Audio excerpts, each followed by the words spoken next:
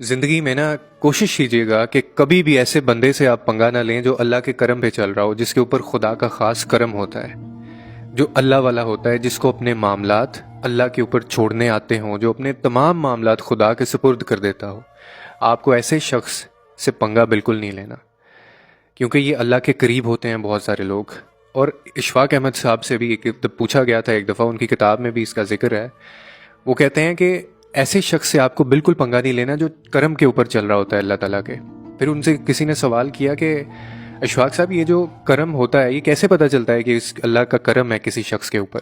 तो आगे से आपने फरमाया कि इसका तो कोई फार्मूला नहीं है कि अल्लाह का करम किन लोगों के ऊपर होता है या कौन लोग करम वाले होते हैं, लेकिन हाँ, मैंने जो मुशाहिदा किया है वो कहते हैं कि मैं वो आपके सामने रख देता हूँ यानी मैंने जिस जिस को भी देखा है जो करम वाला था, जिसको मैंने करम वाला पाया, उनकी मैं कुछ निशानियां आपको बता देता हूँ। ऐसे लोगों से आपने कभी पंगा नहीं लेना, ऐसे लोगों को कभी आपने तंग नहीं करना, बिला वजह उनको तकलीफ अजियत नहीं देनी आपने, क्योंकि इनका डायरेक्ट अल्लाह के साथ ताल्लुक होता है। अब उन्होंने कहा वो कौन सी ऐसी चीज़ें थीं? आपने कहा कि जब भी मैंने कोई ऐसा बंदा देखा जिसके ऊपर रब का अल्लाह का करम था, मैंने उसको आजिज़ पाया हमेशा।